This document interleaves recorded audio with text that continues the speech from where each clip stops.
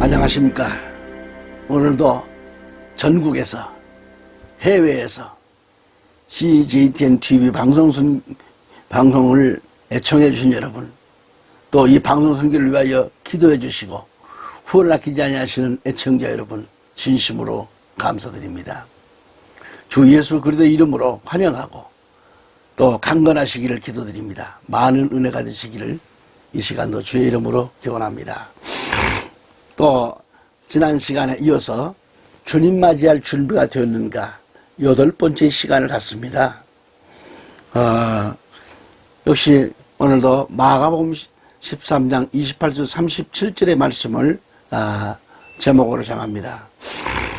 그러면 지난 시간에 이어서 말씀을 듣는다는 것을 알아야 됩니다. 이어서 나가기 때문에. 그러면 여름에 수확한 곡식을 타작하는 때는 언제인가? 타작하는 때가 온다겠습니다. 창세기 30장 14절로 24절 말씀을 보시면 김정수에는 자기나무라고 했고 개혁성경에는 합판체로 되어 나오는 얘기가 있습니다. 합판체. 우리 개혁성경은 합판체, 킹제임스에는 자기나무로 되어 있어요. 이 합판체, 이것은 히브리 내용으로는 히브리 원어로 두다임이죠. 이것은 사랑의 사과, 그런 뜻을 갖고 있습니다. 사랑의 사과.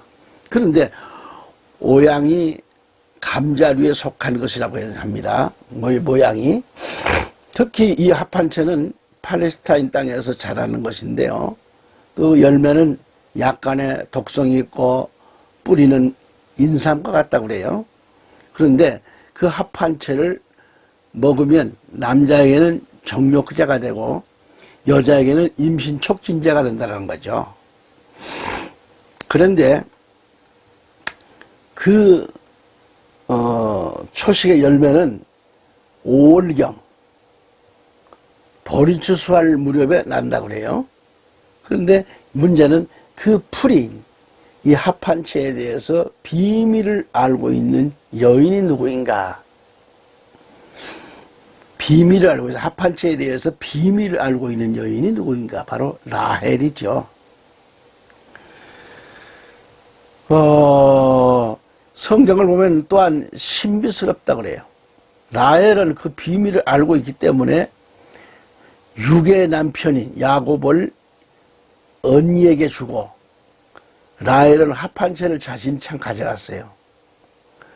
그렇게 해서 낳은 자식이 누구죠? 요셉입니다. 다시 말해서 라헬은 그 합판체를 통해서 요셉을 낳죠. 요셉.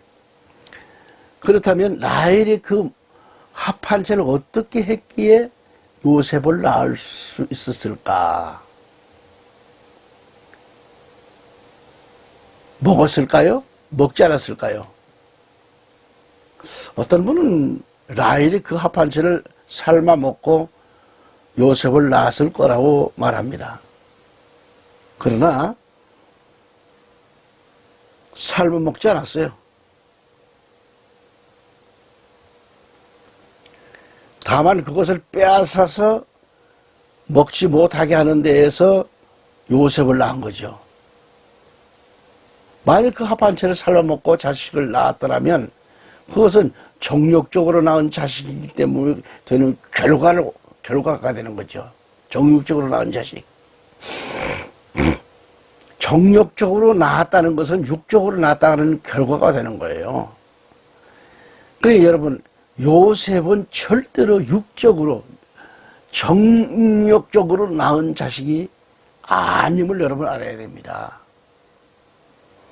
그리고 합판체를 삶아 먹었다면 큰일 납니다.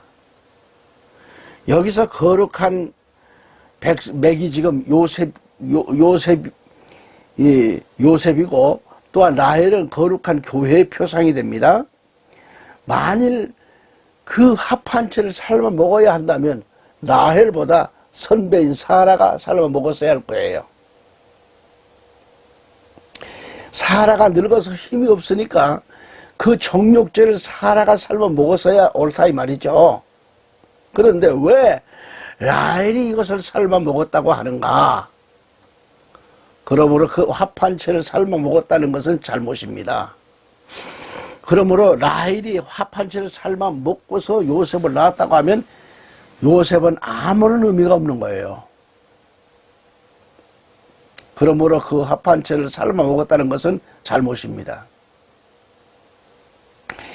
그 이유는 뭐예요? 육적인 자가 되기 때문에 그래요. 성경에서 요셉의 사건을 자세히 찾아보면 하나님께서 라헬을 아셨기에 그를 선택해 했다는 것이죠. 선택해 주셨어요. 그래서 요셉을 낳게 하신 거죠. 그러므로 요셉은 육적인 것, 그렇게 합한 채를 먹은 것과는 전혀 상관이 없습니다. 합한 채와는 관계가 없습니다.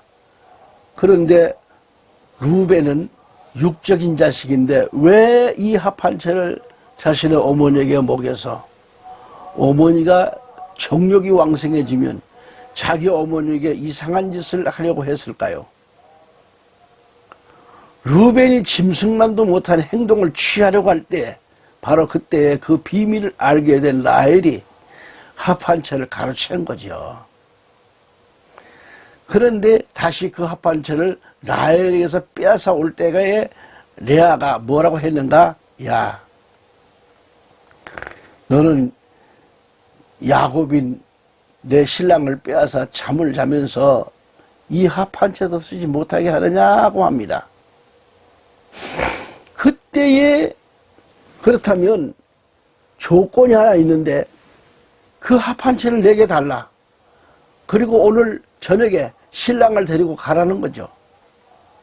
그래서 입이 하마 입처럼 쫙 벌어진 채 레아는 창세기 30장 16절에 보니까 저녁 때 야곱이 들에서 오니 레아가 그를 맞으러 나가서 말하기를 당신은 반드시 내게로 들어와야 하는도다. 이는 내가 분명히 내 아들의 자기나무로 당신을 빌렸음이라 하니까 그가 그날 밤에 레아와 동침하였다라 그래요. 레아가 라헬에게서 자기 아들이 빼앗긴 합한채를 가지고 라헬에게서 자기 아들이 빼앗긴 합한채를 가지고 오려다가 합한채 대신 야곱을 양보한 거예요. 그래서 입이 하마처럼 쫙 벌어졌고 저녁 때까지 기다리고 있다가 들에서 돌아오는 이 야곱을 데리고 갑니다. 당신은 오늘 밤 내 것이라고, 응? 내가 분명히 내 아들의 합한채를 당신을 빌렸다고 말하면서 그렇게 해서 그날 밤 야곱이 레아와 동침하는 사건이 벌어졌어요. 그렇게 해서 임신해서 낳은 자식이 뭐예요? 창세기 30장 18절에 이사갈입니다. 이사갈. 그렇다면 영적으로 관찰해 봅시다. 영적으로 관찰해 보면은 야곱을 데리고 가서 동침한 레아 이 여인은 무엇인가? 음녀의 모형이요 표상입니다. 그리고 라헬은 육적으로 아주 고독하지요. 그래서 합한채를 끌어안고 울었어요. 외롭고 고독하기 때문에 합한채를 끌어안고 통곡할 때에 하나님께서 그들을 들으신 겁니다. 그래서 홀로 사는 여자가 복이 있다는 말씀이죠. 성경에서 과부가 되라는 말은 바로 이를 두고 하는 말씀이죠. 라헬이 통곡하고 있을 때 하나님은 그를 긍휼히 보이셨을 겁니다. 그래서 영안을 환하게 열어주신 것 아니겠어요? 영안이 환하게 열릴 때에 라헬은 예수님이 오시는 그림자를 본 겁니다. 할렐루야! 그래서 성경에 네마에서 통곡하는 소리가 있었다는 것은 뭐냐? 예수님이 오실 때에 2살 아래로 아이들이 다 죽임을 당한다는 것이죠. 그래서 라헬이 마태복음 2장 17절 18절에서 이는 선지자 예레미야를 통하여 말씀하신 것이 이루어졌음이니 이렇게 말씀하시기를 라마에서 슬퍼하고 울며 크게 애곡하는 소리가 들렸으니 라헬이 자기 자식들을 위하여 우는 것이요 그녀가 자식들이 없으므로 위로받기를 원치 아니하였도다 함이라 그랬어요. 그러니까 라헬은 자식이 없어서 위로받기를 원치 아니했다는 것이죠. 아, 야, 너는 자식이 없으니까 좋지 않느냐? 아닙니다. 여러분, 예수님이 오실 때에 많은 어린 아이들이 죽임을 당했어요. 그것을 보고 울었던 겁니다. 언제? 합한채 사건이 난 그날 밤에 울었어요. 그래서 결국은 너무도 영통한 거죠. 그래서 마태복음 2장 16절 17절에서 그 후 헤롯이 현자들에게 속은 줄 알자 심히 분노하여 군사를 보내어 그가 현자들에게 자세히 물어본 그때를 기준하여 베들레헴과 온 지경에 사는 모든 사내 아이를 2살부터 아래로 그 아래로 다 죽이니라. 이는 선지자 에레미야를 통하여 말씀하신 것이 이루어졌음이니라고 했습니다. 바로 이와 같은 비참한 광경을 라헬이 수천 년 후에 일어날 사건을 미리 본 겁니다. 수천 년 후에 일어날 사건을 본 거예요. 기도가 충만했을 때, 바로 육적인 것을 초월했을 때 그러한 모습을 본 겁니다. 육적인 남편, 세상 남편을 거절했을 때 이것이 왔던 거죠. 그래서 선지자 예레미야를 통해서 말씀하신 것이 이루어졌다라고 했죠.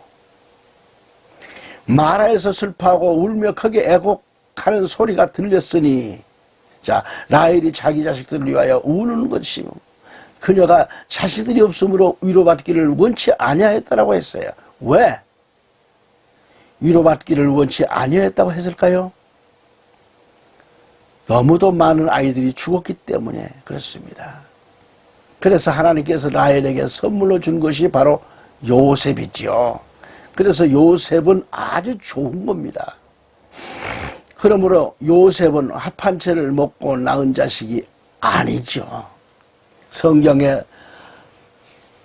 돌석자, 계집녀, 성녀들은 한 사람도 합한채를 먹은 자가 없습니다. 만일에 합한채를 때문에 요셉을 낳았다면 육적인 것이기 때문에 영의 자식이 될 수가 없는 거죠. 정욕제를 사용해서 자식을 낳게 하시는 분이 아니십니다.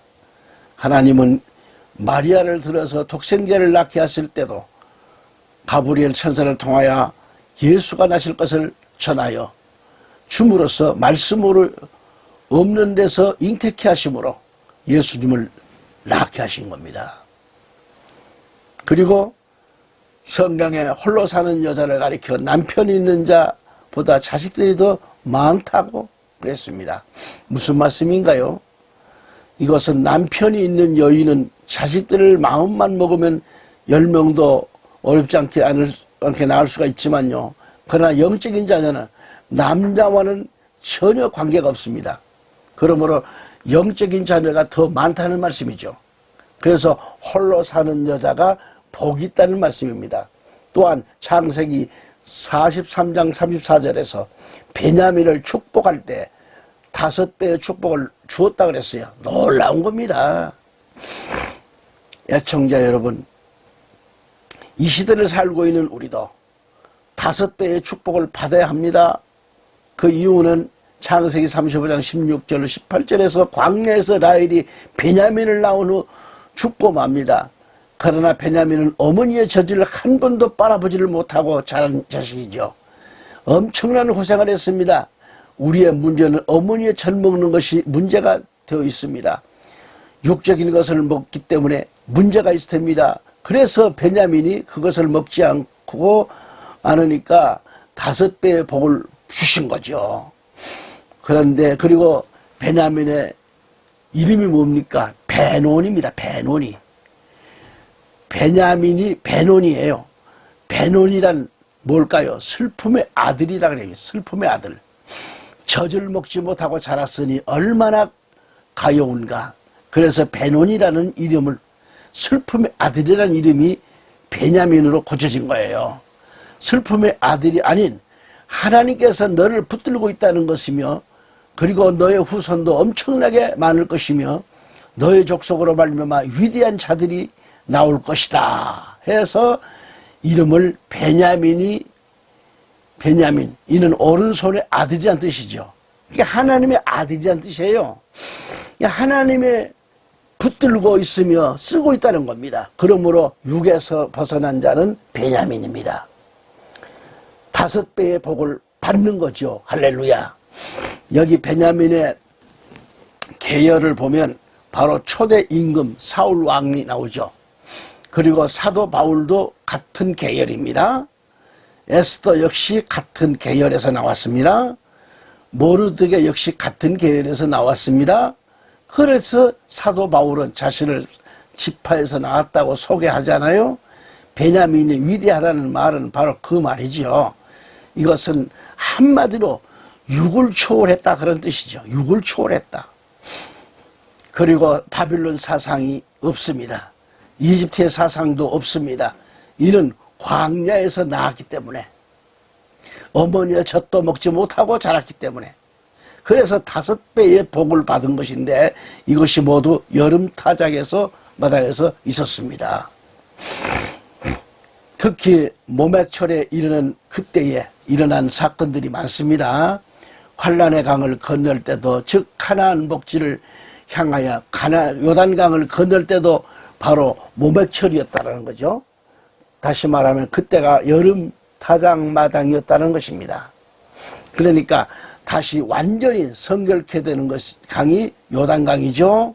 그 사건을 위시해서 성경에 보면 이 외에도 나오는 얘기가 참 많습니다. 그 다음에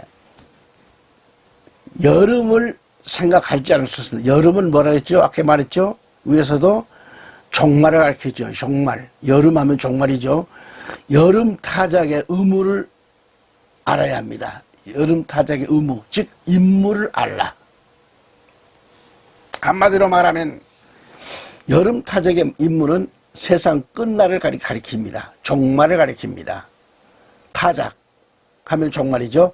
거기서 구분을 둔다면 여름과 여름 타작마당은 차이가 있어요. 여름은 세상 끝날이 이르렀다는 말이지만 여름 타작마당은 세상 끝이 이미 이르렀다는 그런 뜻을 갖고 있습니다. 그때는 알곡과 쭉정이를 분리시키는 그런 역사적인 시간을 말합니다. 역사적인 시간은 바로 이때에 추수꾼이 낫과 도리깨를 준비하고 등장하는 거죠. 여기서 낫은 곡식을 바로 구분해서 베고 단을 묶습니다. 낫을 들고. 그리고 도리깨로는 튀어나가지를 못하게 쳐야 합니다. 그리고 도끼로는 이미 3년 동안이나 참으면서 열매 맺기를 기대했으나 열매 맺지 못하는 거로 즉시 찍어버립니다. 앞으로 두 증인의 자격을 갖기를 원한다면 지금 말씀드린 이외에 3가지의 일을 잘 해야 하는 거예요. 도끼를 잘 다루어야 합니다. 도리깨를 잘 다루어야 합니다. 그리고 이 한낱, 낫을 바로 휘둘러야 합니다. 마지막 때 사역이죠. 자, 다 같이 아모스서 8장 2절 말씀을 보신다고 하면, 아모스야, 네가 무엇을 보느냐 하시기에 내가 말씀드리기를 여름과일 한 광주리이다 그래요. 여름과일 한 광주리를 봐요. 그랬더니 주께서 내게 말씀하셨도다. 내 백성 이스라엘에게 끝이 왔도다. 내가 다시는 그들을 지나가지 않으리라고 하십니다. 여기서 내 백성 이스라엘에게 끝이 있다고 말씀하셔요. 이스라엘에게 끝이 왔어요. 그리고 내가 다시는 그들을 지나가지 않는다는 것입니다. 그렇게 말씀합니다. 내가 다시는 너희를 지나가지 않겠다는 말씀이죠. 하나님께서 다시는 너희와 손을 잡지 않겠다는 말씀입니다. 그러므로 우리가 믿음 생활을 바로 하지를 못한다면 큰일 난다는 얘기입니다. 여름 과일이란 말과 끝이란 말은 같은 맥입니다. 같은 것입니다. 그래서 아모스 8장 2절에 여름 과일 한 광주리는 이스라엘의 끝을 가리켜요. 이스라엘의 끝. 이것도 역도한 세상 끝을 말합니다. 종말을 가리키는 거예요. 그래서 이제 과일이 등장하고 있습니다. 과일이 진열되어 있을 때 바로 사람들이 와가지고 보는 것처럼 우리 예수님께서도 오셔서 과일을 보시는데 좋은 것만 보십니다. 상하고 터지고 썩고 냄새나는 과일은 필요치 않습니다. 여기서는 오직 좋은 과일만 합격입니다. 잘 익은 과일만 합격했습니다. 흠이 있고 냄새나는 것과 풋과일은 안 됩니다. 풋과일은 이미 때가 늦었어요. 오직 잘 익은 것, 그 잘 익은 과일만 합격이 되는 거죠. 불합격은 절대 안 됩니다. 여름 타작에서 되어질 사건 가운데 첫 번째 사건이 예수 그리스도는 그리스도의 신부를 찾아내십니다.